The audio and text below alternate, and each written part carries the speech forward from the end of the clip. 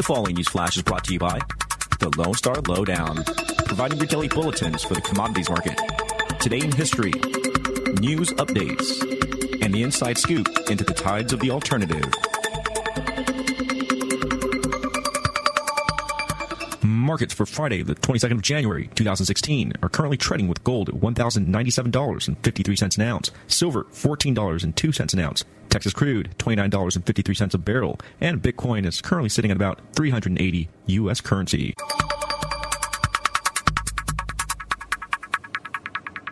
Today in history, Monday, January 22nd, 1506.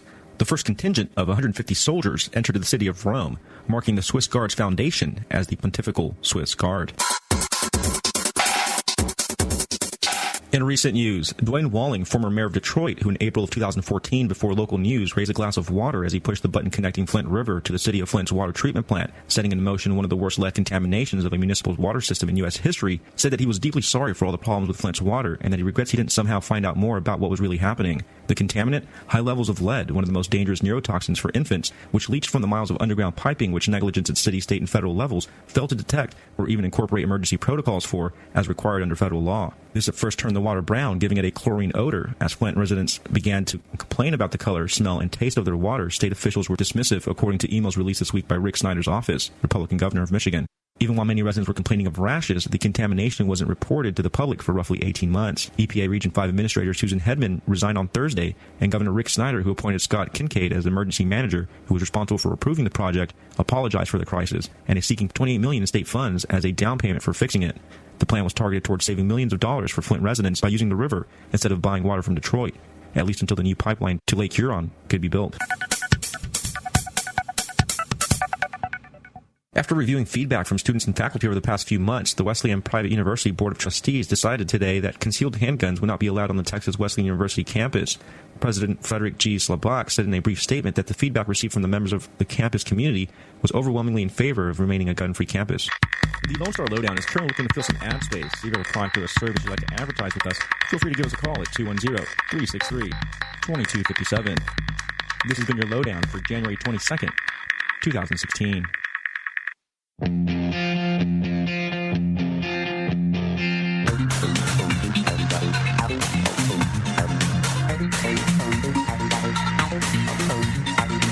one had a bad trip. It was all very good. No one had a bad trip. It was all very good. Nope. It was all very good.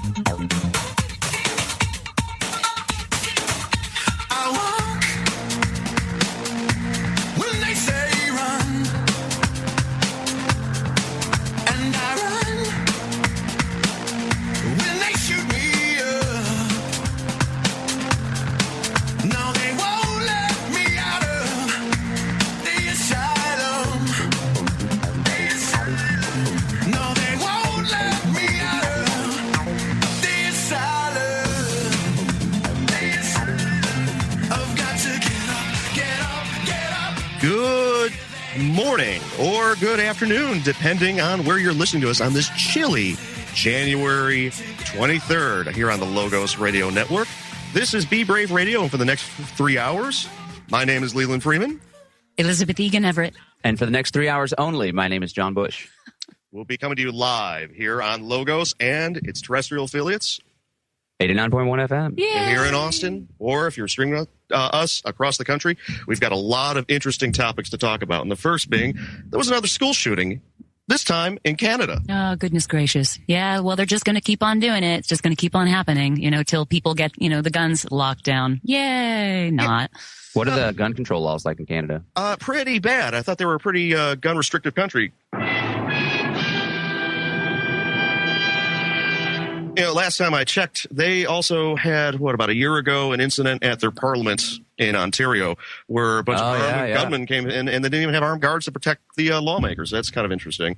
Also, if you look what happened in France, and if you look what happened in California, all areas which are gun-free zones or have heavy restrictions on gun ownership for private citizens. Well, of course, that's the easy coward's way of where they're going to commit some sort of violence. If you really look into the Paris shootings where 130 people were killed, from the reports, at least from my research, they reloaded about 3 times. Now think about that. If anybody in there had some way to defend themselves. If they had a concealed carry, if they had any kind of carrying, perhaps in those moments, we'd have a lot less deaths. Reading the Reuters report on the Canadian school shooting, 4 dead, worst Canadian school shooting in a decade. It says gunmen suspected of killing 4 people and injuring several others in Canada's worst school violence in a decade. First shot his 2 brothers at home before opening fire at a remote community high school. Family friend and a town's acting mayor said Friday. Wow.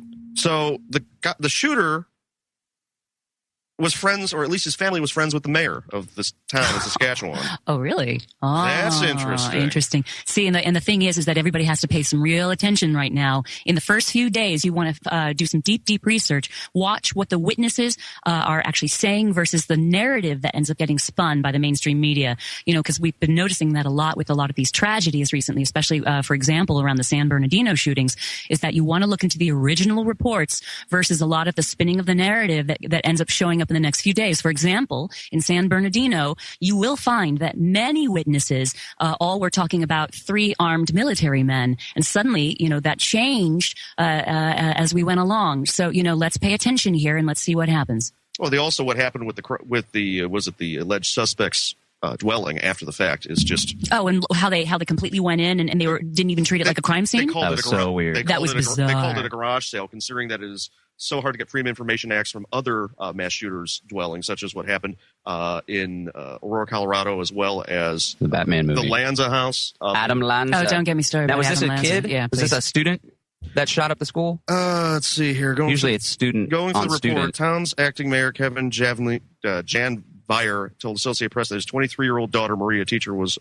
shot to death. He also told police that the gunman first shot 2 of his siblings at home that made his way to the school. Sounds like a child. Another thing that is always present in these mass shootings is serotonin reuptake inhibitors or other types of psychotropic drugs that have suicide and crazy violent tendencies as one of the side effects. So I think there's a gun control discussion that needs to take place, but then to strike the root of why such terrible things happen with this world's young people is because young people are abused. They're psychologically oppressed by their parents and their peers and by the culture. So I think if we really, you know, the bigger picture with everything is the world needs more love and tenderness and compassion for youth, adults, for everyone that shares this beautiful space with us. We need to be nicer to one another, because people that are capable of this, whether they're mind controlled or not, I think more often than not, there isn't a total conspiracy cover up like there may have been with Sandy Hook. Well, more often than not, it's just and the Dark Knight stuff. Yeah, it's just someone that's probably gotten the crap kicked out of them by their parents or their friends, their peers, and they just flip out. It's a mental health be tender issue with one another. Absolutely. Yeah, mental health issue. Been overly prescribed Prozac as a Band-Aid, but that really doesn't do anything except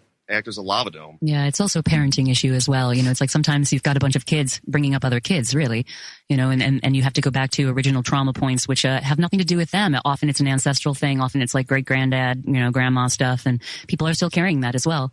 You know, just keeps on going. There's an essential oil. I forget what it was, but like one of the things that it does is deal with generational trauma. Whoa. That kind of blew my mind. Oh my God. Frankincense. Please. Well, frankincense is pretty stellar, Magic. special stuff. I mean, they're finding out now all the connections to assisting people with some cancer issues, also around depression. You know, if you're diffusing essential oils or using them in any sort of way, especially the ones that are food grade, and that you're taking them into your system, you can have a lot of amazing, you know, situational results.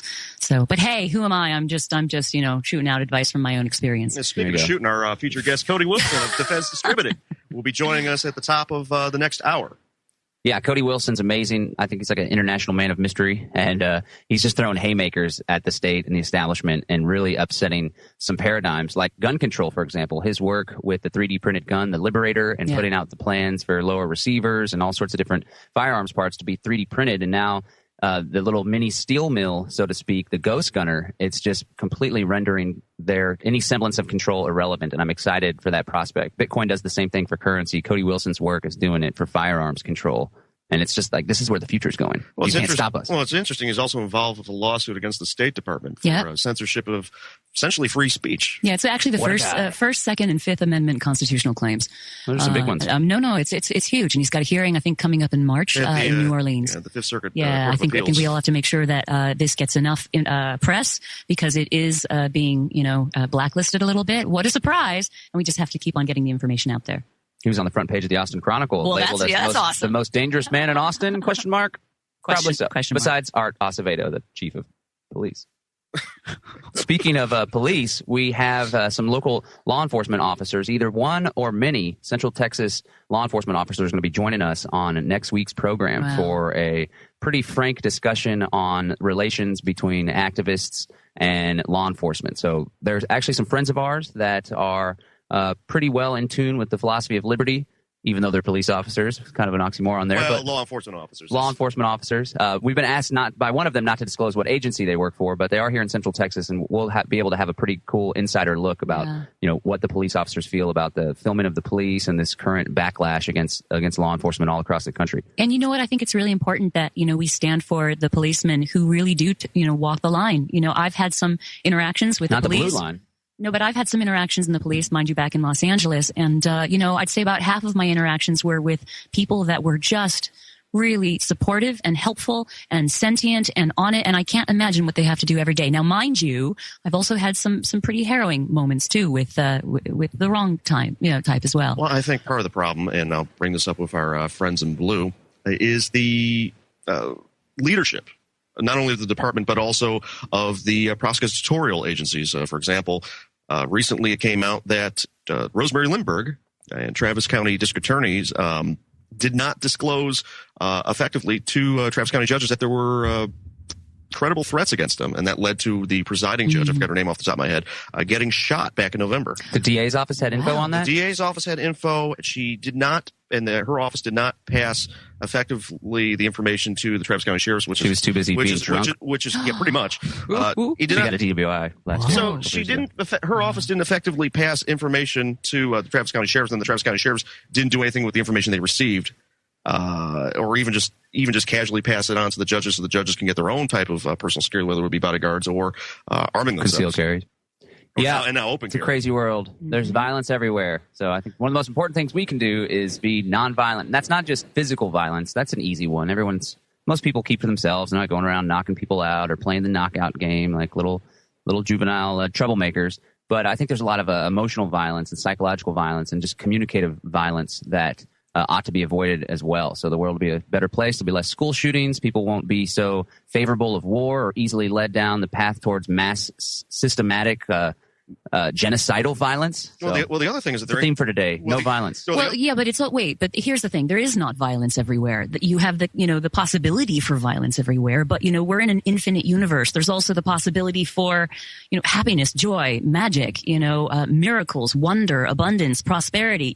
We get to choose. Now, mind you, we don't get to choose the consequences that come from that choice, but the free will does come in the choice in that moment to be present enough to say, "Whoa, I'm actually going to choose a higher ground here. I'm not going to, be fueled by my unconscious, drives from old trauma things that happen with, caretakers or mommy and daddy. That I'm going to act out on someone that doesn't even deserve it, because it's about being in the present moment, having the interaction in the present moment with that person, meeting them, perhaps even for the first time." Well, I was also going to mention consistency too. I mean, Ben Swan brought up an interesting point regarding gun laws. I know it always goes back to guns, but the fact is that you have the lawmakers, they want to create new laws, but they're not enforcing the laws that they have right now. Right. And it just rots the head on down. So you have the prosecutors, they're not willing to press charges and take criminals to court, which then it goes down to the mid-level detectives, and they're not willing to put the work and actually build a case. And then you leave the beat cops that are in the front lines of all these situations. They're going well, we can't do anything because we're not going to have any support from leadership.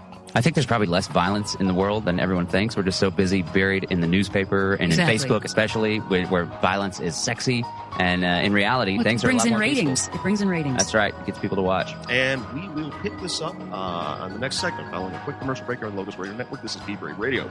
I'm Leland Freeman. Elizabeth Egan Everett. And John Bush. And we'll be back after this break. You are listening to the Logos Radio Network. LogosRadioNetwork.com.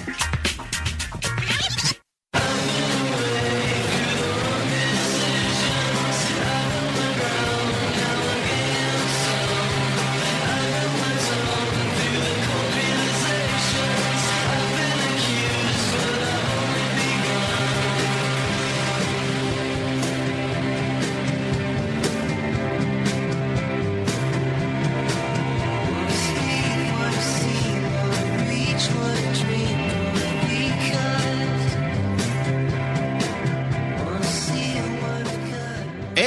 welcome back to Be Brave Radio on this cold January 23rd, 2016, here on the Logos Radio Network.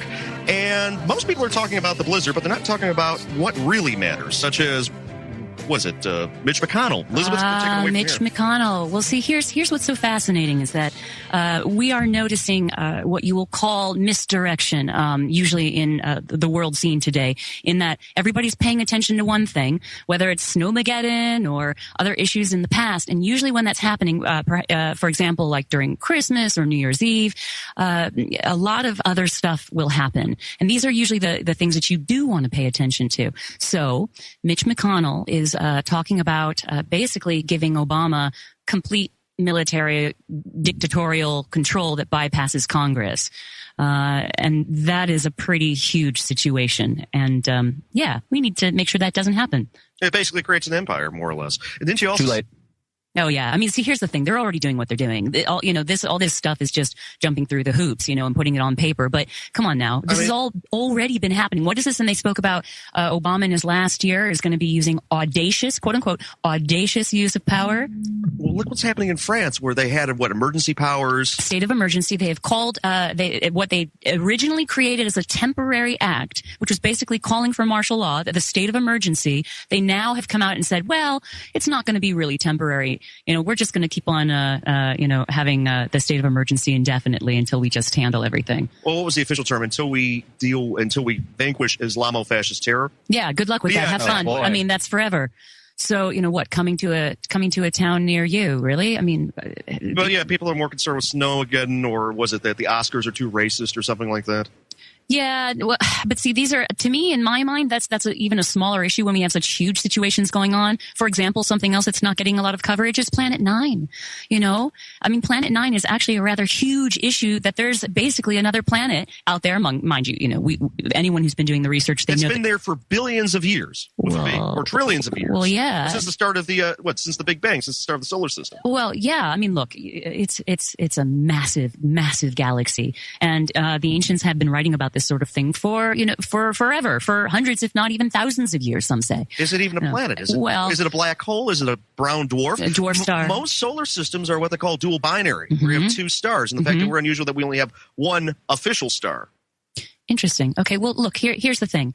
This kind of information has been going on for years. We've been seeing a lot of, doomsaying and doom, mongering over, remember Comet Ison, remember Comet Elenin? A lot of people were concerned about 2012, and we've all been paying attention to the stars for a long time, especially if we're interested in this subject. Planet Nine, a lot of people are asking if it's actually Planet X or Nibiru, and all the stories that come from that. What are some of the stories? Well, some of the stories, it's gotten a little messy and a little muddy, because there's a lot of mythology that actually does hold some, precedence that does matter, in the sense of you can go back and research some of, for example, Zecharia Sitchin's work. I really love his writings, The 12th Planet. Now, mind you, there are arguments that he mistranslated some of the original Babylonian, Sumerian information that he worked with. But then here's the thing. It's important to do all the research. So yes, read his information, read Eric von Daniken's information, then read the debunkers' information, then read the debunkers of the debunkers' information. You got to come in from a lot of different levels. Now, mind you, where it's getting confusing is that recently there's been a lot of kind of new agey hodgepodge stuff. I believe it has something to do, I believe they were called Zeta Talks, where they made this suddenly about the fact that this planet showing up meant the end of the world, meant that, the Anunnaki were coming back and they were going to, enslave us. Well, yeah, that's Nibiru. That's the connection to that. What's the Anunnaki? That's a really big subject. The short and sweet of it. Well, I mean, it goes back to very deep, profound questions about how did we get here? The origins of man. The origins of man, and the information that in many ways has been suppressed. And if you go back to several different lineages and several different places all over the planet, you'll often find that a lot of them have some of the same information, but they just change their vocabulary up a little bit. And what that is that they're all actually talking about off-planet shenanigans. per se. Fallen angels. Well, they call them the fallen angels. I believe that's the Nephilim. And the bloodline that did originate from that, they were called the Rephaim. And I don't know. I mean, you could say it sounds really crazy, really cuckoo until you start doing the research. Well, it's interesting. Our friend Jordan Page was showing me a bunch of stuff on the planet Saturn, that it has Saturn in relationship to Satan, and it had, was it the hexagonal storms, which they look like that you can form these cubes. And the great teacher. The Saturn goes back to the concept of the great teacher. And if you look at the hats that everyone wears when they graduate, it also goes back to that. People also believe it goes back to, what is it, the cube? The cube in Mecca. There's a lot of old esoteric information around Saturn. In fact, around all of them. There's so much fun to dig around in of our ancient history. And the stuff that's hidden is even more fascinating. And it's been deliberately hidden. Well, if you look at even 2001 Space Odyssey, it was originally supposed to take place in the orbit of Saturn, not Jupiter. It was the special effects at the time. They couldn't figure out how to make the rings look realistic. That's why they switched it to Jupiter. But that was supposed to be Saturn as well. Interesting. Yeah. So what's the nexus between this 9th planet, or the potential nexus between the 9th planet or the 12th planet, as Sitchin referred to it, and the Anunnaki? Well, right, isn't the story that it comes around every 20,000 years or something, and that there's an alien race, and again, it gives them the opportunity to jump back to the Earth and check up on their subjects? Yeah, I mean, it goes back to that conversation and that debate, and there's a bunch of junk and there's a bunch of fluff, and it's important to learn how to wade past all that with, correct discernment, and also don't necessarily immediately throw out this information either. It does take a lot of work. It also takes boots to the ground, walking around, going through the museums, looking through the records, traveling around the planet. It takes many, many years to really properly have a full gestalt of what it is that you're experiencing and what you're reading about, what you're looking at. And yeah, I mean, there's an awful lot there. And the connection to off-planet meddling in our history, the more you look at it, the more plausible it gets. Yeah, it doesn't seem that far from reality. And then some people may be offended or taken aback by a narrative that's counter to what's in the Bible, but then you've learned that the Nephilim is in the Bible. Well, it is. And they talk about fallen angels and breeding with women. With the women. But here's the thing to think about. Scale of size. We are basically the equivalent of 1 grain of sand on all the beaches on this planet. Right. When I say that, it's the planet Earth is basically at 1 grain of sand in the entire universe. Yes. I mean, we don't even know how many hundreds of thousands, tens of thousands, millions of galaxies there are. And the fact that we are on the outer edge of a giant spiral galaxy full of who knows how many solar systems, probably 1 million solar systems. Yes. Yeah. And if time is infinite, who knows how many times this same cycle has repeated itself, which opens up the prospect for infinite possibilities of infinite universes, as you say, to just completely be repeatingly happening. And all the possibilities and chances of this happening and that happening could really happen because there's so much dang time for it all to play out. Well, it's a multiverse. I mean, the shamans have known that for forever, really. But the scientists are only just starting to catch up on that one. Looks like we're coming up on a break. This is Be Brave Radio. You can hear us every Saturday from 11 to 2 p.m. on Logos Radio Network. Come down to the bookstore at 1904 Guadalupe Street, Suite B. Chat with Leland and Elizabeth Rye. We'll be right back after this short break from some of our supporters. Is your home as neat as a pin, or is it jam-packed with stuff? I'm Dr. Catherine Albrecht, and if you're tripping over things you'll never use but just can't throw away, I've got some advice that can help you streamline your life. Privacy is under attack. When you give up data about yourself, you'll never get it back again. And once your privacy is gone, you'll find your freedoms will start to vanish too. So protect your rights, say no to surveillance, and keep your information to yourself. Privacy, it's worth hanging on to. This public service announcement is brought to you by StartPage.com, the private search engine alternative to Google, Yahoo, and Bing. Start over with StartPage. Clutter. It messes up your space and clouds your thinking. If you're drowning in a sea of your own possessions, you may need to change the way you think about things. Simplicity expert Leo Babauta says clutter may mean you're holding on to the past, especially if you're keeping things to help you remember people or events. My husband and I struggled with a ton of sentimental baggage ourselves till we finally hit on a workable solution. Rather than hang on to that 8th grade chess trophy or that old guitar you played in college, take a photo of it, then get rid of the original. The clutter leaves your home, but the precious memory remains. I'm Dr. Catherine Albrecht. More news and information at CatherineAlbrecht.com.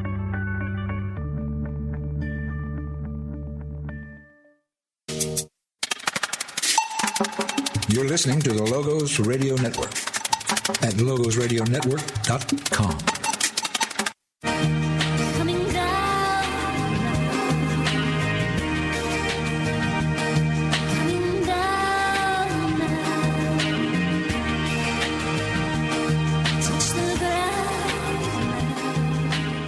And welcome back to Be Brave Radio on this very chilly January 23rd, 2016, here on the Logos Radio Network. We have a bunch of interesting topics that we've already discussed, and we have another one that we're going to bring up right now with Palin's endorsement of our friend Donald Trump. Today, I'm very proud of myself.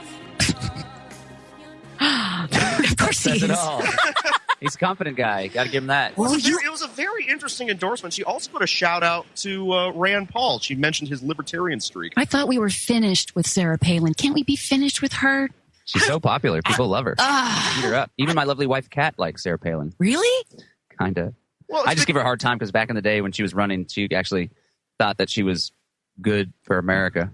Yeah, but did you see that speech she gave when she was supporting Trump? Like it sounded, it sounded like she was slightly drunk. And she's like, "Oh, you betcha! Oh yeah, don't you know? Oh my God! Oh, you betcha! Don't you know? I could rip a Buse with my hands in from a helicopter." Oh my gosh! I mean, the internet had a party with that one, and you could see Trump standing there. No, wait, you could see Trump standing there, and you could read the tiny micro calibrations of his body language that he was giving out. You could see he was questioning whether it was such a good idea or not. He was twitching. There was a little bit of twitchage going on. Was this the same week one of her sons got arrested for domestic violence? Yes, Track. Was it Trig or Track?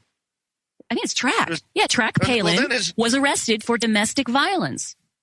And was it incorrect use of a weapon or something? And it's like, yay, thanks, Sarah. Awesome, welcome.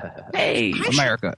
America. I sure hope he doesn't pick her as his running mate. Oh, no, it's over. If he does, that's a bad idea. Please, oh God. I mean, it's not. People are eating out of Trump's hands, and there's just a huge base of American voters that love Sarah Palin and love Donald Trump. And no matter how far they go, even going so far as to talk about banning Muslims from entering the country, people are just eating it up, which I think is pretty frightening. And I think it says a lot about the American electorate. And after the Tea Party stuff, like this is the result of that. This is we're seeing what happened after there was 8 years of hardcore socialist tyranny. Now there's this totally motivated and active base of Republicans that are just coming out in masses, and it's why you see Donald Trump doing so well. It's everyone's ready for a throwback. Well, but to the Weimar Republic. But no, here's the deal: their fear is being massaged and weaponized against them, basically. And no, we can't dwell in absolutes right now. You can't ban anybody coming in, but at the same time, you also have to be very careful about the season of what's going on and what we're seeing, for example, right now in Europe with a bit of a Trojan horse in allowing people in that maybe need to be vetted on a slightly deeper level. When we see recent hearings like that screener lady from the Department of Homeland Security literally coming on and having no information during that hearing, that's pretty creepy. We have 500,000 people overstaying their visas from last year alone, and we're not even taking care of the 50,000 veterans that we've got, nor our homeless people, we do need to look at some other angles here. It's not about absolutes. It's not about everybody come in versus nobody come in. We all have people here. We have our ancestors that came in here as well. We are, in fact, long ago immigrants. Absolutely. Give me your tired, give me your poor. But we also have to be absolutely aware of what's going on right now on this planet. Vigilance. The question is, are we vetting anybody at this point? And then what also disturbs me... The numbers are showing that we're not. And the fact that they're destroying the evidence of what they are actually doing. For example, what Hillary's done with her email scandal. That's just the tip of the iceberg. Yeah. That's what they're reporting to the public. Who knows what's going on behind the scenes? It reminds me of a quote from Yoda. Fear is the path to the dark side. Fear leads to anger. Anger leads to hate. Hate leads to voting for Donald Trump. But, look at out of what is it, 300 million people in America. Is this really the best that we've got, America? Seriously? And then now we're talking about Bloomberg wanting to come in. They're talking about Biden wanting to come. Like, seriously, this is like the race of the psychopaths. Like every time. No, well, of course, old guard, same as the new guard. But until the public wakes up and realizes that they're being played by this illusory duopoly of this two-party system that's in fact owned by the same people up at the top, until they wake up to that, we're going to have, a bunch of junk happening. Well, here's the thing. Half the country's not even employed. If you look at the real employment numbers, was it 96 million people don't have a job, and yet they're only reporting, was it 4% unemployment? Because that's the people that are actually applying for unemployment benefits. Yeah, everything's collapsing. It's happening. But as it's happening, as it's collapsing, what is it? Something like the stock market is 40% down. We're obviously, look, it's going to keep on going, you guys. And the whole point is are we all taking care of each other? And are we all able to take care of ourselves, our loved ones, even the people that we don't necessarily love? Again, as we see the obvious writing on the wall, do you have the ability to grow some food?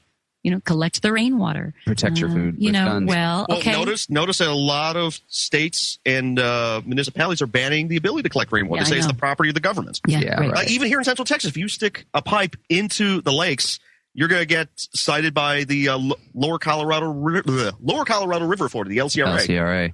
I think it's there needs to be a shift in perspective, and thankfully we're seeing it more and more. Right. And when you ask, is this the best we can do? In my mind, I thought, well, what do you mean we? It has nothing to do with me, nor do I want the people running for president of the United States to be a reflection of me, my values, or my character. And I think more and more free thinkers, independent thinkers, liberty-minded folks, not all of them, and people that are on a different path, we're becoming more and more different than the mainstream, than the masses. And I think what we can do, rather than trying to shift this massive almost immovable force of people towards our way of thinking, we don't have to isolate ourselves, but I think we should focus on building our own networks and our own infrastructure, because the voting public does not represent me, and I don't want to be in the same voting pool. I don't want to be involved in the same social programs. I don't want their desire to bomb other people. I don't want to fund or subsidize that. So I think what we can do, we don't have to bug out of the United States altogether, but we can form resilient networks where we can insulate ourselves, not isolate ourselves, but insulate ourselves from the idiotic masses that are cheering and just begging for more war and more control, and continue to coexist peacefully. But you guys have your election over there. We're going to do this over here. You guys, pay your taxes over there and support Governor Abbott and President Obama or the next president over there. We're going to grow some food and arm ourselves and play kickball over here. You played kickball? I did play kickball. And then I'm just thinking of the debt bomb that's currently residing in Apple Incorporated since Steve Jobs died and Tim Cook took over the company. He has been running Apple like a normal company versus the way Steve ran it, which was very, very cash heavy. He did not give dividends. He did not do stock buybacks. And the fact that, once again, you just like going to the museum, all the information is hiding in plain sight. You look at financial reports on Apple, and then they mentioned the billions in debt. And you're going wait, when did Apple get debt? They're what, the most cash heavy company in the country, right? I'm like, no, well, not anymore. I mean, what Tim Cook's been doing, he's been taking out bonds to pay for these stock buybacks and to keep his money offshore, because supposedly it was cheaper to acquire debt versus pay repatriation taxes. But it's hammering the stock. There's literally billions of dollars being shed in value of the company every day, and it's a time bomb. If the stock goes down too low, the debt to equity ratio is going to be imbalanced, and that will collapse the company. Yeah, I think for the first time as well, they're showing a massive loss in the sales of iPhones. Even people just aren't buying in the same way. And the watch has been a flop. Oh yeah, please, ridiculous. Hopefully they're not too big to fail, and then you'll get a bailout. No, can we have a bailout? How about us? Can we have a bailout? You're not the Be lucky for your tax return, lady. You're not the first person to tell me that Apple's is too big to fail, and the government will bail out Apple. Yeah, that's a shame. Yep. Steve Jobs rolling over in his grave. My MacBook. I don't like my MacBook Air because it doesn't have Ethernet. Well, see, that's the thing, is that I've been talking to Leland recently saying, I think I need to get a new laptop. And he's like, don't do it. They've dumbed it down, Liz. And I've noticed that, actually. The new Mac Pros look like a trash. No, I mean, I think I'll keep the one that I have and try to upgrade it in some sort of way. But get more RAM on that guy. Yeah, I think so. But, but it's interesting what you're saying. Okay, well, we'll pick that up after this next break. This quick commercial break here on Logos Radio Network. This is Be Brave Radio. I'm Leland Freeman. Elizabeth Egan Everett. John Bush. And we'll see you after the break. Be right back. Easy.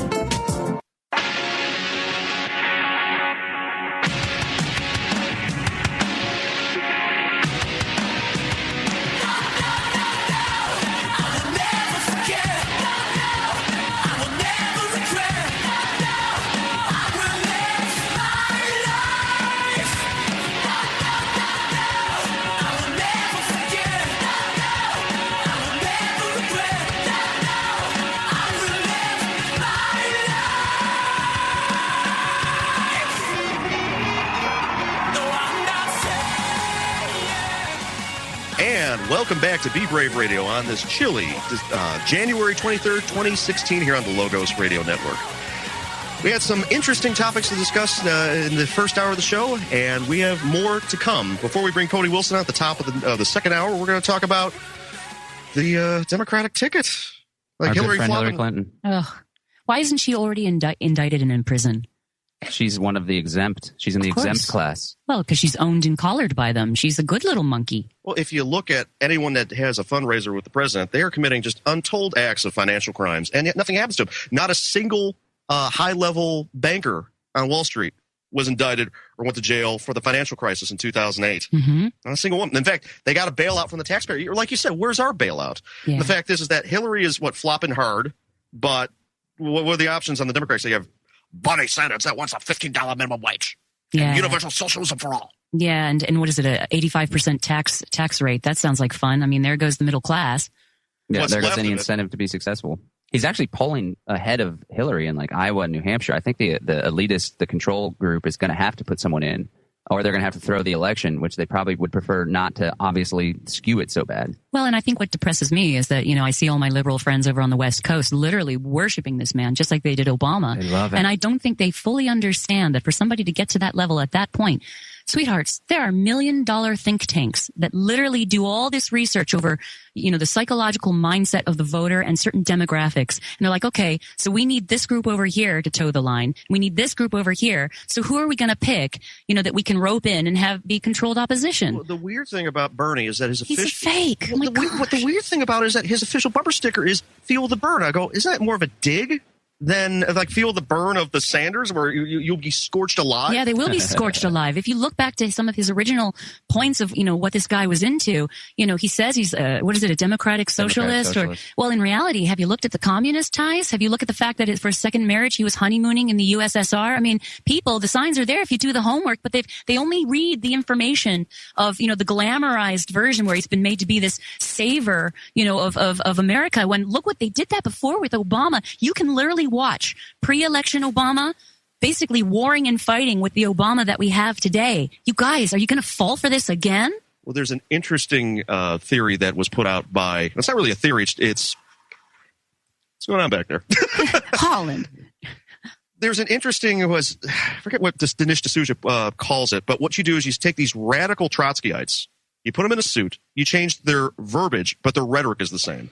They may sound like normal people, but they're still radical Trotskyites underneath that suit and cleaned up language. Yeah. Well, see, here's the thing. For me, I paid attention to the fact that this guy wasn't for real when he threw Ron Paul under the bus a few years ago with the whole audit the Fed situation. I know he did vote this time, but of course he had to because everyone was paying attention. Well, it's interesting. Ted Cruz didn't vote. What a surprise! Goldman there. Sachs Not. candidate. Well, he's owned. I think it's interesting how Bernie Sanders' slogan is also for a political revolution, which is similar to the Levolution thing of Ron Paul. And he has a huge base of people that he's gotten excited. And I've seen a lot of like resource-based economy types and zeitgeist movement folks that are supporting him, when just before his candidacy, they were all about building the alternative and abandoning the existing system. So I think one of the downsides that Bernie's campaign serves is people that were becoming apathetic and looking towards alternative systems altogether outside of the traditional model of governance. They're now sucked back into the system, and we can only hope that Bernie is slaughtered in the polls and doesn't stand a chance, and they can return to the apathy. Because contrary to popular belief, if you want to see change, especially if you're into the ideals of a free society and you want to see a free society, apathy, political apathy and non-voting isn't actually the end of the world. Yeah, but I mean, when you get up to that level, most of the voting, because it's electronic, is hacked anyway. You can look at all the testimonials in the court where people are admitting that electronic voting is completely skewed at this point. So this whole thing is a big reality TV show, bread and circuses situation where the people are just being placated because the winner's been already picked. I mean, you guys, look at the smoke and mirrors here. Oh, yeah, Come our on. friend Laura Presley is actually suing Travis County due to those electronic voting machines. Our good friend Laura. Well, I do think that there's a certain point where there's so much support. Like Ron Paul, who knows if they did any funny bunny election business. They may not have had to because his support wasn't strong enough to actually get in. But Donald Trump is so far ahead in the polls that if they went into hardcore voter fraud, everyone would know it. And I think that that this country is going to be stuck with Donald Trump as the Republican nominee. He's so incredibly far ahead.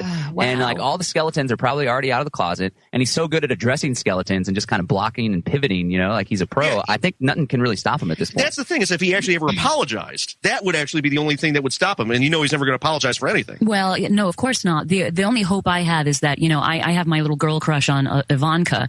I think they need to do this little T-shirt where it says Team Ivanka, and for all of us to wear. She's basically, in my mind, she's probably the best thing going for him, in that she may temper him, may somehow bring him a little bit, that psychological issue a little down to. Probably not. Well, temper the Trump, the Don, some temperance for the Trump. No, look, I get it. The grandiosity is off the scale. But look, what Hillary, what, and then if Hillary takes the fall, what, Biden, creepy Biden? Do we really? Oh, do you think they'll put Chelsea in?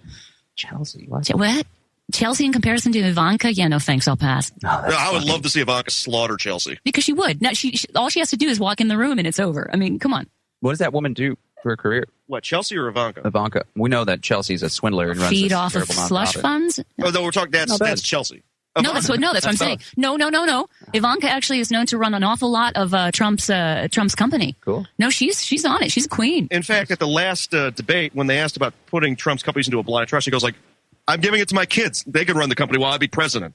Yeah, no, I think that agreed. I think the thing that subtly creeps me out is that and then amongst all this is Jeb floating around like something creepy in the back corner of some old pool somewhere, and it's like dun. Such a dork. Dun. But look, the guy doesn't want to be president anyway. He's just doing it for his his parents and his family. I had a friend that used to hang out with him many years ago back in Florida, and they'd hang out and like literally just watch TV and drink beer.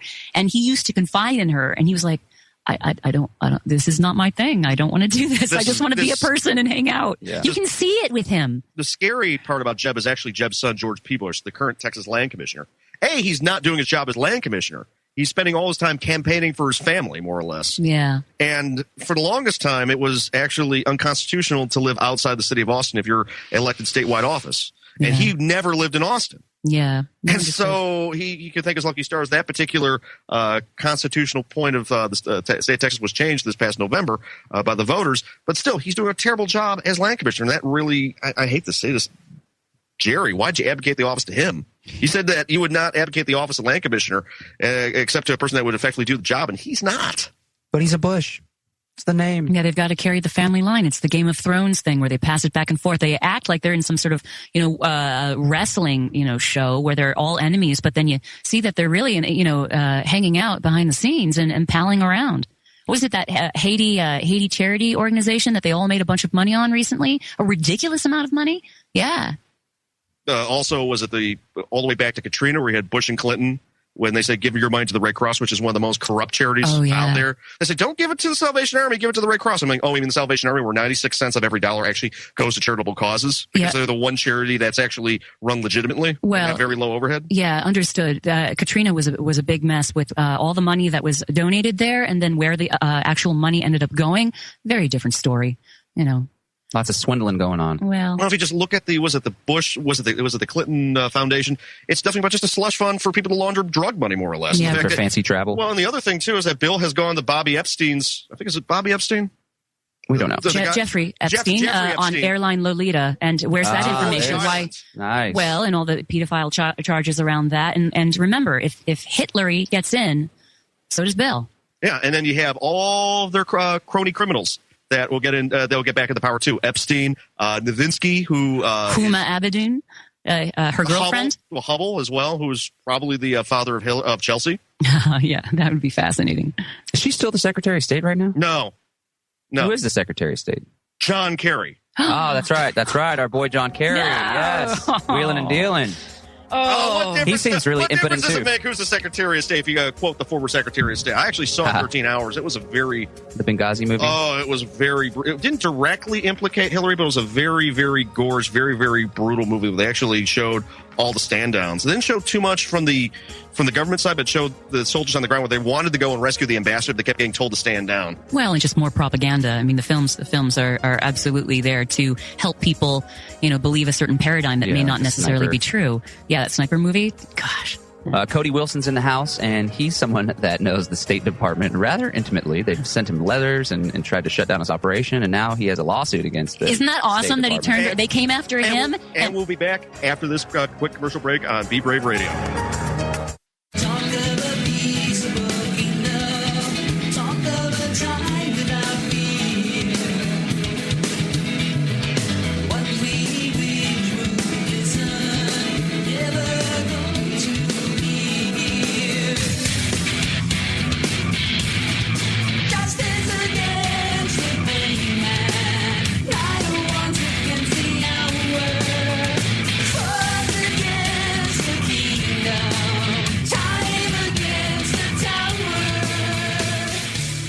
And welcome back to the second hour of Be Brave Radio here on the Logos Radio Network on this January 23rd, 2016. I'm joined by Elizabeth Egan Everett, John Bush, and our featured guest for the hour is none other than Cody Wilson of Defense Distributed and the developer of the Ghost Gunner. The Cody Wilson. Hey, thanks, guys. Thanks for having me. The most dangerous man in Austin? Question mark? Besides Art Acevedo. Or the internet. And the Mexican Mafia. Oh, they're alive and well here for sure.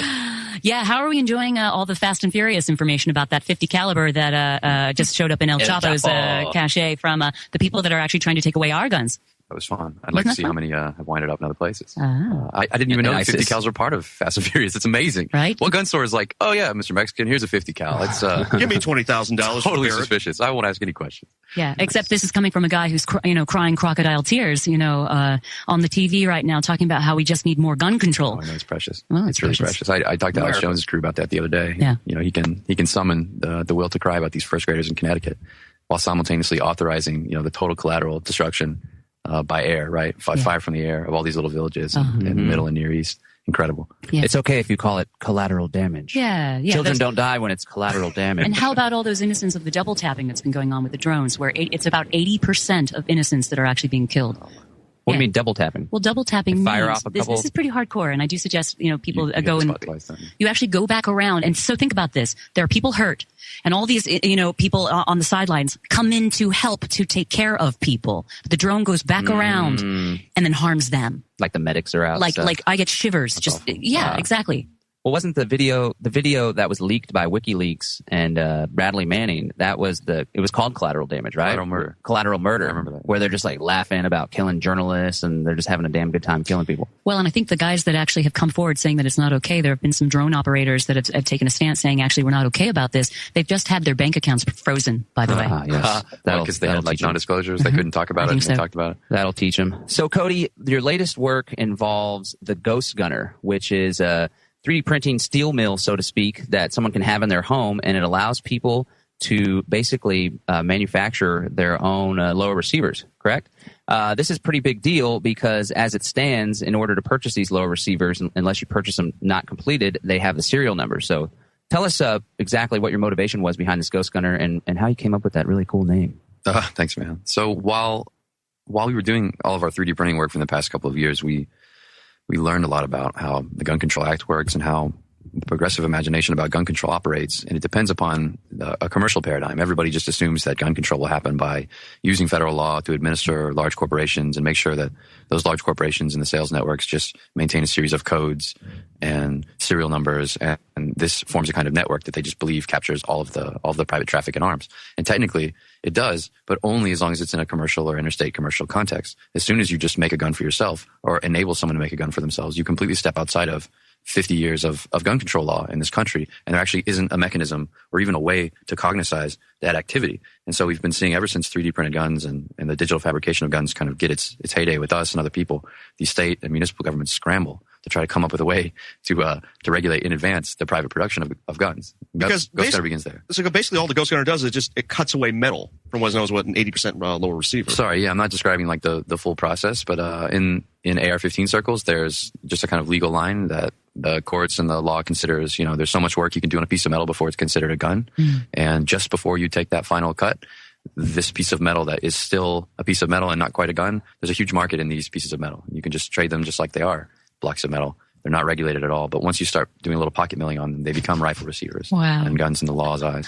All basically, even like the NFA firearms laws, which are short barrel rifles, suppressors, AOW, and of course machine guns. And all this is just regulating how much or how little metal you have actually on the more or less inert object. To a degree. NFA regulations are all gangster weapon style, like feature laws. It's all about like, well, does it look scary or is it unconventional? And that's kind of, it's like catch-all law, which probably could get thrown out if we had the right lawsuit. I mean, you can't really have catch-all provisions anymore in this way, but that's another conversation. But undetectable firearms and NFA weapons are a separate conversation from private produced firearms. If I want to make a Title I weapon that has none of the features of an NFA weapon and I don't want it to have a serial number, I can make a gun for myself in this country and I don't have to serialize it. What we did that the ATF and the DOJ didn't expect is that we created a package in the Ghost Gunner that enables you to very quickly and reproducibly be able to do this work for yourself for military grade AR-15 rifle receivers. And now, shortly, the 308 rifle receiver as well, or what's also known as the AR-10. That's my next announcement. In about 2 weeks, we'll announce the Ghost Gunner 2. And it's a whole new set of features on that bad boy. You heard it here first, folks. And I'm actually really interested in purchasing from you a conversation that you had with some of my friends the other day. Kevlar Dragon Scale body armor. I would like to be one of your first customers. That sounds ridiculously epic. I doubt we'll ever sell something like that. It's so expensive, but I wanna make it and let you use it. Please. I want to make it and let you use it. So we have a carbon fiber and Kevlar impregnated, printing device and multi-material composite printers. And we want to test out body armor concepts and things with it just to see proof of concept. Yes, I'd be happy to have you down and take a look at it. So it's obvious your goal isn't necessarily to make a bunch of money off of this. It seems like the Ghost Gunner, like the Liberator and like the Dark Wallet, is a means to a bigger end of really just shattering the paradigm of, as you said, this progressive thought that we can control people and we ought to control people. Tell us what does your end goal look like? Like where are we going? Where are we going at with this? Well, there's a lot said about crypto anarchy and crypto in general. And there's this kind of method, this idea that if we can have really truly private communication, truly private money, that it's a means toward anarchist relations or free spheres of action. And maybe they're only virtual because they're enabled by the internet. Maybe we're always going to be a little bit more oppressed than we would like in places like the United States, big hyperstates that will always get more powerful until they collapse. But if we can get private money, if we can get private comms, and in our case, use those things to enable the private production of things like rifles. And I believe that you create or instill at least an element of dignity among people. And we see how politely the federal government is treating the protesters at Oregon, at the Oregon Wildlife Refuge. When men know that they can produce rifles and they can produce them privately, I believe that it is ennobling at the very least. But when you ask about the ultimate vision, I think there's an unlimited and infinite view. I mean, if you can begin at the ground floor like this, produce things this way, this is real political power. It's a resuscitation of the political itself, and it spells a whole new anarchist vision. Well, and you're actually going against the government and coming back at them with all the amazing force, which is going to show up in March, I believe, in New Orleans. You actually have a hearing coming up. You're suing the U.S. State Department. I mean, thank you for that. I think we should all be we should all be cynical about the results of the government's court deciding what the government's power will ultimately be. But it's the stance that matters. They asked me in this lawsuit. They asked me simply to show them how serious I was about my position, and this is just me showing how serious I am. How much I want to play. What was the original takedown order by the State Department, which is what launched this lawsuit with the original DefCat files? This is all very clever because in the bureaucratic state, things don't really begin and end with orders and directions and law. Things begin with suggestions and invitations and requests. And so there was never actually a direct demand or a directed disclosure request. There was, we believe you may have violated some law. We are asking that you, and you should probably, right? And so everything begins with this kind of, this bureaucratic speak. And then they invite you to process. Please submit to us these things so we can determine, right? These production processes. And they invite you to not just to discourse, but to subjectify yourself. Because they didn't say in the beginning, we have power over you. We assert power over you. You cannot do this. They go, submit to us what you've done here, and we will determine if we have this power over you. It's very insidious in that way. And this is how the modern operation of power works in the administrative superstate.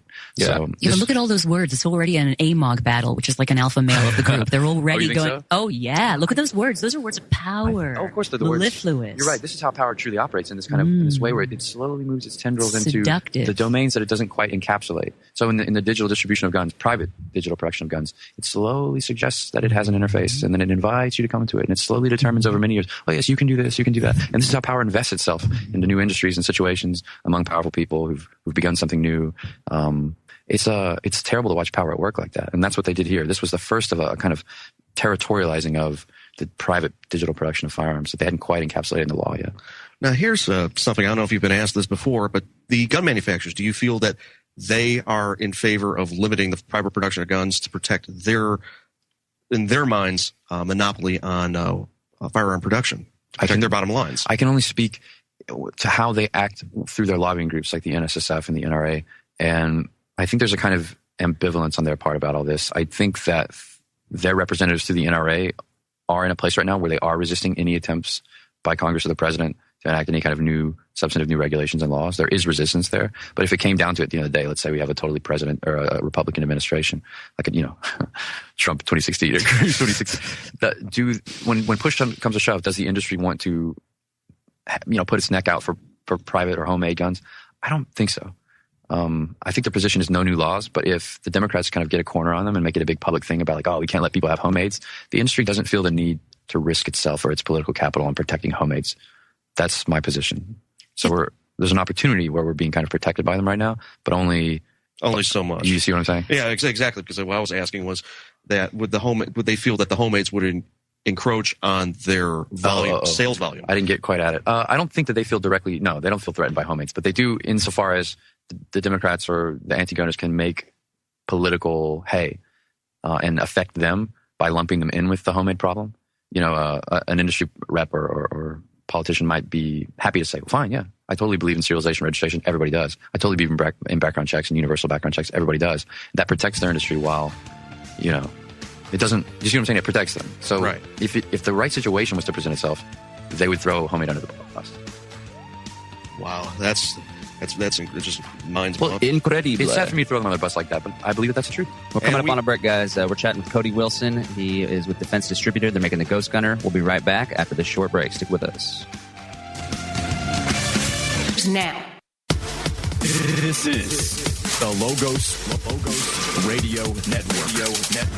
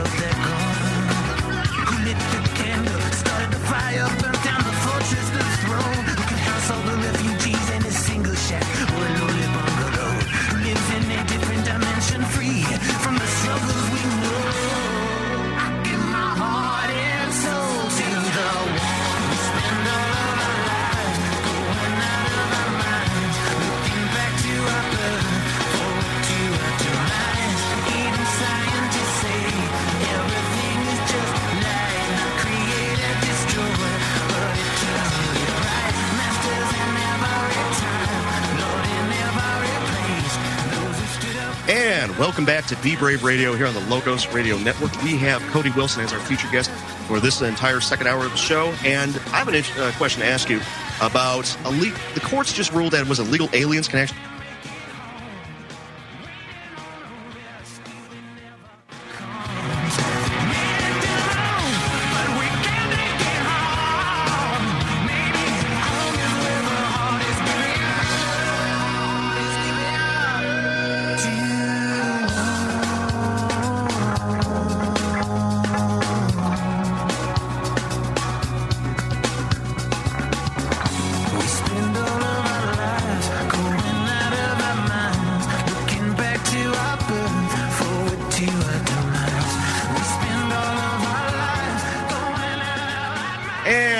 here on Be Brave Radio with Cody Wilson as our featured guest.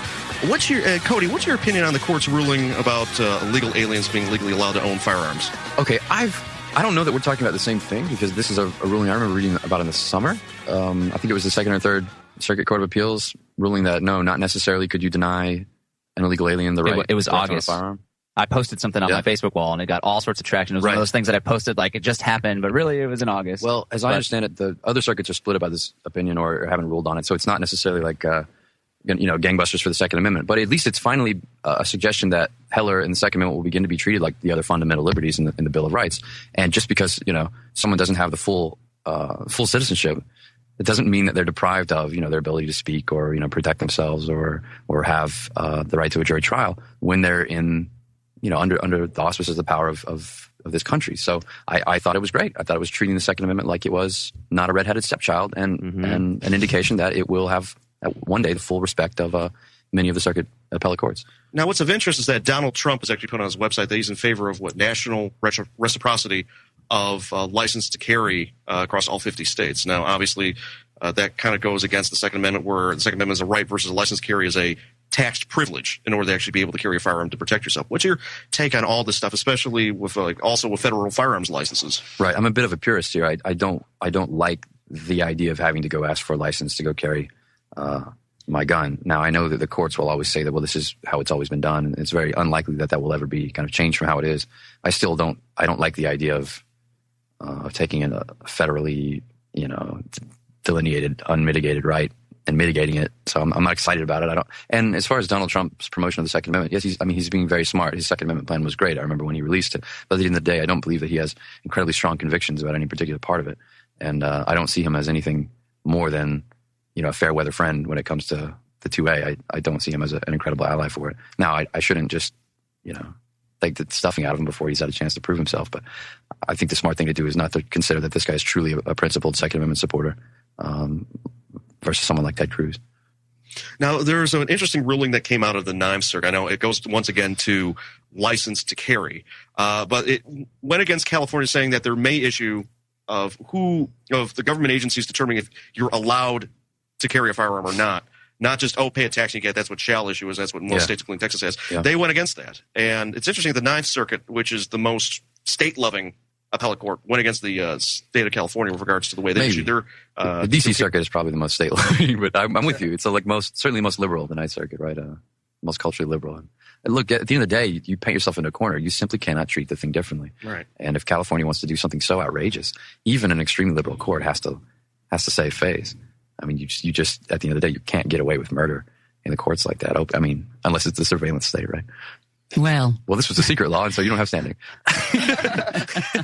Well, the fact of the way the purchase of a firearm and own and carry a firearm in California and then New York City, it's just completely draconian. In fact, the ironic thing about New York City is in order to maintain your firearms license, you actually have to own a gun. Because they have the registry. They know, in fact, they issue you the voucher to be able to purchase the gun. Right. Then you have to immediately go and re-register the gun. Purchasing voucher, that's right. Yeah, it's a very complicated 30-day process, and you got to get it all done very quickly or it all resets itself again. It's meant to be very troublesome. And eventually, it too will be taken apart in the new legal environment in the courts, but it's just going to have to depend upon people to do it. I'm fortunate in like my lawsuit against the State Department, I'm joined by a co-plaintiff, the Second Amendment Foundation, and they do a lot of this important work you're talking about across the country. Almost all the cases you mentioned so far have been supported by or led by the Second Amendment Foundation. Is EFF also backing you up on this lawsuit as well? That's right, but EFF is not a co-plaintiff. EFF is a court amicus. They're a friend of us as a party. They wrote a brief in support of our brief to the court for the court's consideration. But the Second Amendment Foundation has skin in the game, money in the game, and they're actually a co-plaintiff and stand to benefit directly. And they're in there with us with our legal team, and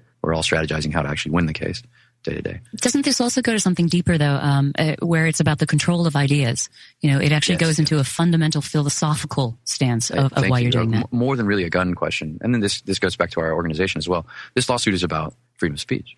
It's about freedom of technical and scientific exchange at the end of the day. And the government's saying that a whole discipline of scientific endeavor is their property before it's anybody else's. It's asinine and kind of insane and shows the desperation of like state thought and philosophy at the end of the day. But it also shows like the legacy of Cold War planning and Cold War thought that once technologies are irretrievably the domain of national security theater, and it's very hard to like allow private and free access to them again, even in a university context. So it's about salvaging a whole endeavor related to science and speech before it is anything that's first in the Second Amendment. Sorry, I don't think we made it clear for the listeners exactly what the crux of the lawsuit is. What would change if you win the lawsuit? Why did you bring this lawsuit forward? Yeah, I guess I didn't even set it up for you. I mean, at the end of the 3D printing gun heyday, I mean, the whole reason it kind of came down as fast as it came up was because the government stepped into the situation and just started to say, we believe we may control this. And, you didn't get our permission before you started doing this work, and we're going to analyze this. And then they proceeded to study it for 2 years, and, they let it die. And that was the point. They just kind of stopped it. Of course they did. And then we had to come up with a way to say, well, look, we don't believe that the government can simply enjoin us from researching and publishing the stuff that we do on our dime, that the public pays for. We don't take government money. We don't have government contracts. We organize to study these things and share them online, just like you do with anything else in open source software and other kind of scientific or university disciplines. We want to be able to share this stuff. And so we had to come up and articulate a First Amendment case, say the government shouldn't be able to tell us. We can't talk about these things. And wasn't one of the provisions, they said if it was either in a library or available at a bookstore, and they even shot that down because, what was it, for a short period of time?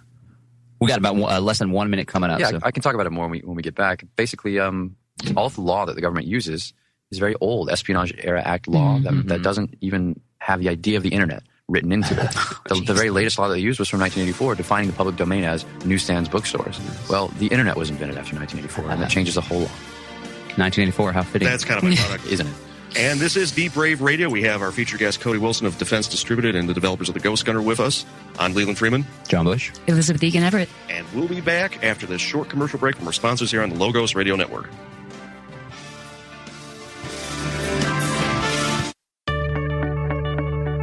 A Virginia company has brainstormed a new idea to house aging relatives, a prefab cottage that fits in the backyard of a family's home. I'm Dr. Catherine Albrecht, back to tell you about a great idea called Granny Pods in a moment. Privacy is under attack.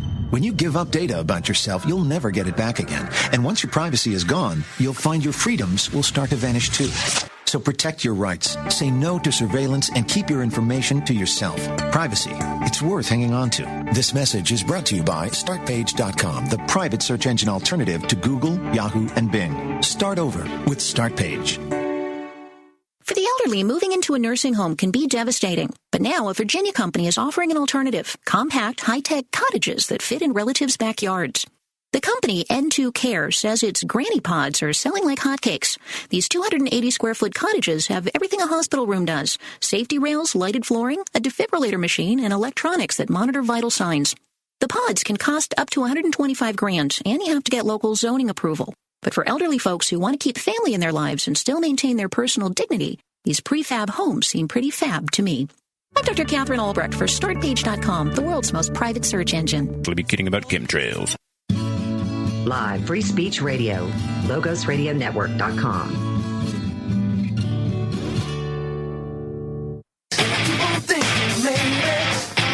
Then when I get back on my feet again, I can climb so high that I won't feel low. And I keep on praying, baby. Then when I get where I am going, you'll be showing me a blue sky road. Open my mind, no longer blind. I know I'm coming off the ground. And open my eyes, spread my wings to fly. I'm never coming down.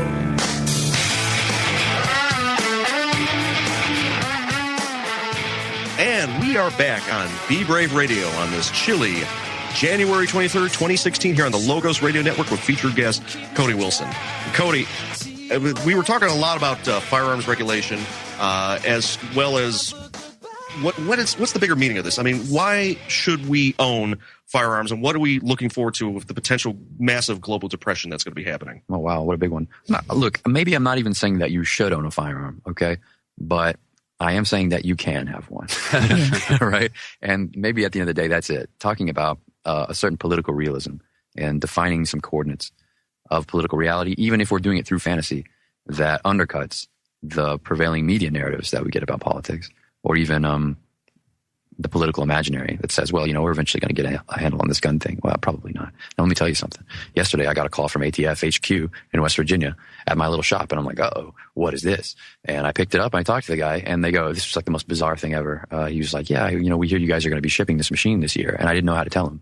But I was like, buddy, we've been shipping this machine since like April of last year. And I'm going to let you guess how many that is, and the machine itself is just a CNC miller. We're really the software behind it. That's what they're trying to regulate. It's both things. It's a certain, it's a mechanical efficiency in a box, all right, and that's reproducible, programmable. Yes, the software is hot, but it's also that you've got the tool that can do the particular thing. You create an ad hoc network of manufacture. I hear that people sell these things on Craigslist. You know, they get snatched up, picked up on Gunbroker. I mean, there's just now floating, you know, in the dark market, in the black markets, these little boxes that can make these gun parts for you, and no one can watch them. They don't report home. No one can find them. Yeah. So what would you say is the philosophical, even spiritual reason for doing what it is that you're doing? You know, creating the Liberator, allowing people to have open source technology. Is there a spiritual root to all of this? Yeah. Yeah, I think there's like a kind of metaphysics to it. It's a terrorist metaphysics, basically, but it is metaphysical all the same. I mean, we believe in inviting this power to try to complete itself. This power, but I mean, like what Snowden describes, the full take surveillance systems, hard superstatism, world hegemony, global, you know what I mean, global governance and global economic union. We believe that these systems, in trying to perfect themselves, can only break, and that like projects like ours hasten their breakage and demise and kind of invite them into a progressive suicide. I really believe that, and that's kind of where I started with the 3D printed gun, and you know, that's hopelessly ambitious and naive to think that it can kind of produce that conversation. But I believe that it did, and a lot of governments, you know, like you'll notice after the Paris attacks or in Australia, you know, these governments proposed, well, let's criminalize the mere possession of the digital information for guns. I mean, okay, well, good luck, you know, really good luck. You're not going to have these full digital systems. Or in trying to produce them, you create much harder conflict and resistance and things that we haven't even yet seen, unrest. Yeah. And doesn't this really point to what it means today to be a libertarian, per se? What it means to, like, a lot of people have a misunderstanding about what the concept of the word anarchy actually even means. And to me, what you've just been explaining really is pointing towards those stances as well, those labels, per se. Yeah, I think that's totally fair. The only people doing, especially in America, the work of the old left are quote-unquote libertarians. The only people that have the idea anymore that people's freedom should be expanded and respected. Now, when you say the old left, classical liberal and the Jeffersonians... I don't even mean classical liberal. I just mean in the old equalist and revolutionary sense. The radicals. The people trying to expand... Yeah, exactly. Trying to expand individual autonomy and freedom and equality. The old radical liberal idea.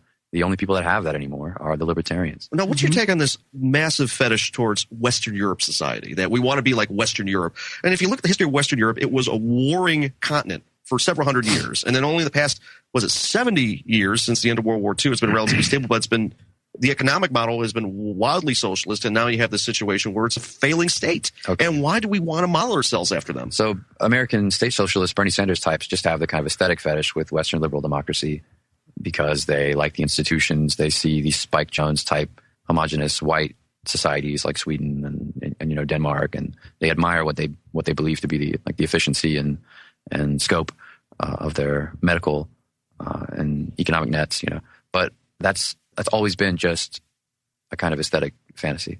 Now the alt-right and the right have a fetish for Western European countries as well now, because they see in them this trans-Europa idea of white identity and history that they want to try to be the saviors for and of. And so what's sad is that like both sides, strongman Donald Trump rightism and Bernie Sanders leftist socialism, are both pointing at Western Europe and saying, well, you know, we've got to fight to hold back the night and reinvent this idea.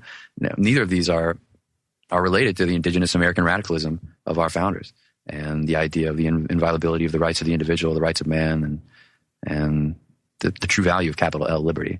Neither of them are having that conversation. To explain this alt-right phenomenon, and does it permeate in some of your thoughts? We've had some debates. We were all at the pizza shop up the street, drunken, having some wonderful debates. That was awesome. It's great. It sounds like you were in favor of potentially building a wall or strengthening borders, and as a reaction to what's taking place with the Syrian refugee quote-unquote crisis, whether it's intentional or not, you kind of expressed that perhaps a little more homogeny isn't a bad thing. Oh yeah. I believe that you can't have a defined culture. You can't have an idea, especially anything representing like a political consensus, without large blocks and communities of people who all see the other in themselves and agree upon the direction that they're taking, like in governance. The problem is that all of these states are so large and they're so multicultural that the institutions are now, you know, they threaten the rights of minorities and individuals, and they threaten the careening us off of a political path at all. And so when we talked about, like the other day, Donald Trump and the wall represent to a lot of like American conservatives a chance to, a chance to have the 60s again, and a pause on immigration, and a chance to have a defined, stable American identity. And they feel so sold out by their political class, and they feel such a casualty of the process over the past 2 decades or 3 decades, or ever since Buckley's basically tenured National Review. They want anything to just stop the madness, and so this is a hard reaction. And I'm sympathetic. I'm completely sympathetic, having grown up in the South and seeing the idea of America that I grew up with, not in any way mate with its reality. But at the same time, I don't think that the alt-right has a disciplined or coherent spiritual view of itself or of the world. And at the end of the day, it's just a justification for rampant fascism and a kind of romance with the fascism of old, which is just as violent and injurious to liberty as any other of these programs. So they say, well, the only way to preserve liberty is to have a hard style civilization, strongman style civilization and institutions. I'm not tempted the same way that they are by that. That's what Hitler said. Well, and considering that we're all kind of seeing this fascism encroach as we go forward, how can individuals, people who don't really want to play in that game, really move forward and continue to stay sovereign? Is there anything that either on a physical, mental, spiritual level can be done? Anything that you're doing? Anything that you would suggest as we go forward with all this insanity that's starting to really get quite obvious? We have less than a minute left. Oh. It's such a complicated question, and I guess the answers begin with communities of interest and understanding where you are. We live in Texas, and who provides us cover more than the red state conservatives and the pro-gun governor and governor's office? I mean, understanding who your allies are and who they're not. And look, there's a reason we live in Texas, to be able to do the things we want to do, and preserving that makes a lot of sense. So you have to vote with your feet, find people that allow you to do things you want to do, and everything begins with at least that answer. We're coming up on a break. We're chatting with Cody Wilson of Defense Distributed. It's always fascinating communication. We have him for one more segment, and we'll pick up perhaps on this discussion about solutions and tips and tactics, which is what it's all about. We'll be right back.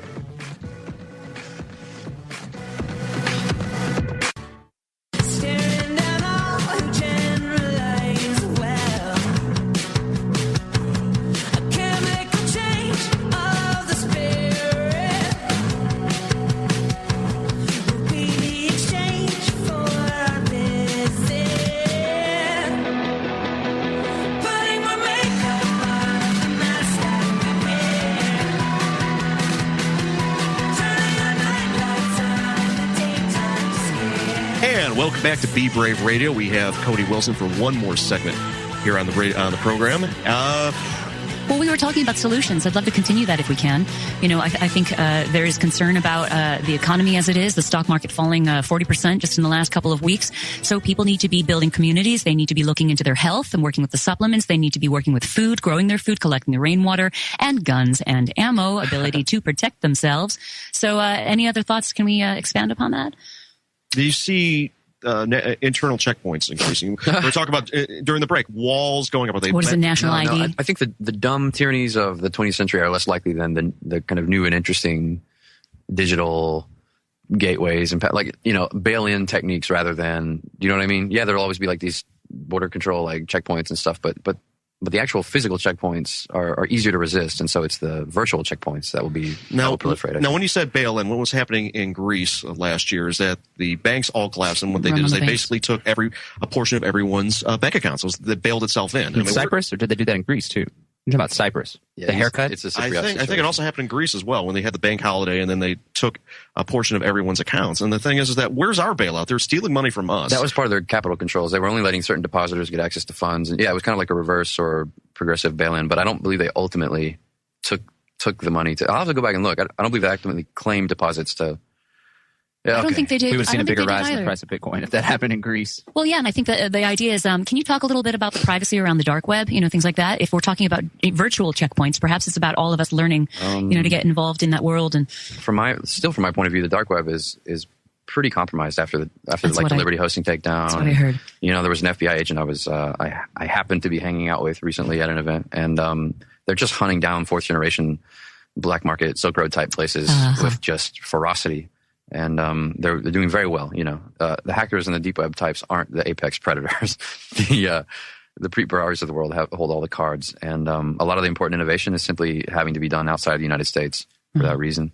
And you're not seeing a bunch of it. I was just talking about dark mail in the shop with the guys the other day. Ladar Levinson, I don't believe has gotten much traction getting any funding for his dark mail, which is the successor to his LavaBit, a kind of new decentralized system of trust to handle truly private mail And where's the money? Where's the support for this guy who's totally willing to do this work? Yeah. It's a similar story with private Bitcoin wallets, although, Samurai Wallet and others have kind of picked up the slack where Dark Wallet is stalled. But again, you don't see this mad rush to accomplish these totally private objectives, which would seem to be the foundation for all the important things that we want to talk about sovereignty and independence in an age of global economic and political catastrophe. Mm-hmm. The work isn't quite being done. Now, what's your take on Putin and him throwing a wrench in the whole NATO Western globalism that's been going on? Yeah, like Trump to me represents Putin to me represents a style of like political singularity in the age of NATO expansion and total global UN economic and political union. But Trump has allowed me to see that Putin is actually still he still kind of panders to the Russian people just a little bit. He actually holds together a brittle coalition of interests that rely on, the Chechens being in play, and he actually blows kisses at Muslims more than you would think. But the idea of him, he's very good at propagandizing himself to all the interest groups in his country as a reformer for the liberals, a strongman for the connected to the old regime, for the communists, the former communists. He's very good at playing his interest groups. Didn't he also just expand gun rights as well to private citizens? Well, he propagandizes that he does this, but actually, as Russians tell me, really it's not a huge, meaningful increase in how they were able to own guns in the past. Putin is very good at broadcasting the idea of himself as head of state, center of state, and the Russian people have a, genetic predisposition or cultural predisposition to this style of government, and it works for them. It works for them to a degree. Is it better than Western liberal democracy? Probably, in that it preserves the Russian culture. But it just depends on what your end or interest is. I'm thankful that Russia exists. Just as a spoiler, it's realistic about wanting to play its geopolitical interests. It wants to play its situation nakedly to its interests in Syria, in the Middle East, and it's happy to form a political bloc and an economic bloc where the United States always has to disavow or always has to use a proximate interest, and it can never just say, "Well, we're the United States and we're going to control the situation." It's refreshing to have an honest country. How many years do you think he stalled the entire globalist takeover? As well as if we didn't have all these globalists that were trying to suppress, technology and suppress the people of the planet, how many decades more advanced do you think we would be as a society? I don't know that I have the perspective or the real study under my belt to answer that question. I know that they're getting hit hard. Yeah. The ministers just had an emergency meeting over the drop in the ruble. The currency's getting hit pretty dang hard. Although they've done better than people thought because of the glut in the oil markets, their exports are up, revenue's up. At the same time, this country's still very vulnerable. It's basically 50% of its GDP is Gazprom. I mean, it's an oil company with an army, and it's just trying to play that interest and become indispensable to Eastern Europe, all the way to Western Europe. The Near East and China. Well, and I'm still wondering, how much is it that we're actually really seeing versus what's actually going on? It's like seeing that Titanic, all the information underneath the water, with that iceberg. I still want to know what happened to Putin when he disappeared for 10 days, and it's like, he was going off and visiting his girlfriend because she was pregnant. Was that around the same time they tried to shoot his plane down? They shot down that airline? Exactly. So I think there's a lot of shenanigans. I think there's all kinds of stuff that we just have simply no clue about. In a system of government like that, you're always going to have periods where you haven't seen the guy for a little bit. That long. Hillary disappearing when she had her little stroke after the whole Benghazi situation. Well, and at the debate, remember? She's disappearing in the polls right now, too. I mean, I heard you guys talk about when she wins. Yeah. But honestly, this is like a repeat of 08 at this point. Have a huge lead the whole time until about 15 days before the primaries and then lose it. Yeah. This is crazy. It's going to be such a scrape for her, such a grind for her to get this nomination. So ugly. It's going to be like McCain in 08. And it's compared to McCain in 2000. It's going to be so worse, man. She's going to scrap, and there's going to be an indictment. And hope so. Be so ugly. That'll be good for her. What, you think Jeb's going to suddenly, show up somewhere? This is a Republican year. This is pretty clearly a Republican year. Trump. And probably a spoiler like Cruz or Trump, yeah. Wow. The Trumpster. Well, and Cruz is owned and collared, so. Is he? Oh yeah. Look at how he does all the Masonic stuff, and he's owned by Goldman Sachs, and I know that he's didn't got those do the ties. Audit the Fed. I mean, come on, his ties are pretty obvious. I'm going to tell you that all of them are that owned. Well, at least all that owned. What do you think Trump is owned? Look, man, if you're that long involved in New York. Yeah, exactly. New York politics and money. What if he's an owner? Like he's his own power. A handler? You think he's a handler? Yeah, $7 billion or something. Exactly. Crazy I can't stand here and go, he's controlled. But the man has got he's knee deep in it. He's a mesh. It's not like he's not around it. It's not like he's not of it. He's a dork. I got a question for you. Probably don't get asked this too much, but I'd like to tease kind of the human side of Cody Wilson, because you have this larger than life image. You're in all the mainstream press, interviewed by the BBC, known as the most dangerous man on the internet. You're running this business. You have 8 or 9 people working for you. You got the Ghost Gunner. Just running a business alone is completely overwhelming. You're suing the State Department. You maintain this balanced composure. And was it the state of Florida as well? And the state of Florida. I'm not suing Florida. I'm suing a dude in Florida. I'm taking it for all he's worth. What's it like? What's the day-to-day like? You know, like, are you afraid of what's going on? Do you fear for your life? Are you willing to sacrifice yourself? What's going on with Cody Wilson inside? When things happen, like when I get that ATF call, for example, or sometimes like the FBI will call. When you get those calls, you just can't help but go, oh, man. You know, you get that feeling in your stomach because it's like you're already doing everything you can to keep all the plates spinning. And just knowing that, like, there's probably 2 or 3 other investigations, and at any point they're willing to just, you know what I mean? Like, Cody Wilson, you've been served. You just knowing that waits for you, it hurts. And just assuming that you really are facing a totally hostile government, even if it's not a conspiracy, even if it's not like the left hand and the right hand are working together to stop you. Just knowing that it's just the job of this system in all its many parts to resist you entirely and to resist what you do and to prevent you from doing anything. Total prevention. Knowing that, it's just like, it's so difficult to just wake up and keep trying to kick this little ball up the hill, right? Because it just keeps coming back down. Yeah. And the more it looks like you're making progress and getting somewhere, right? Oh, you're just suing the State Department. Oh, wow, you're ready to, you've just multiplied your energies and efforts and spent ungodly amounts of money, but has anything changed, right? Well, so how do you find solace then? How do you find solace? I don't look for solace, right? I read the news and I just try to keep making weapons.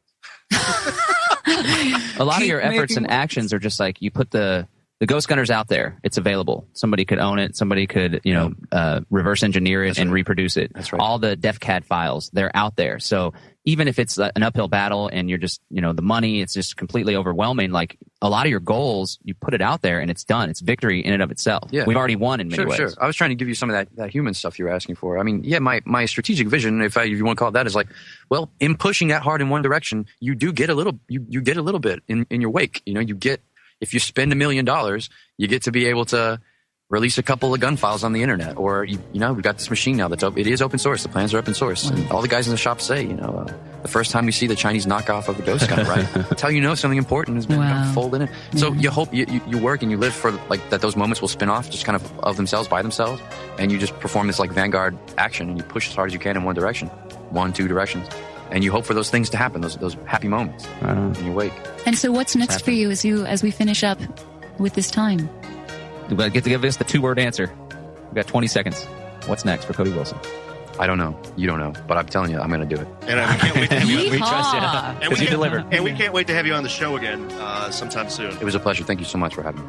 And this is Be Brave Radio on the Logos Radio Network. We still have 1 more hour to go. Stick with us after this short break.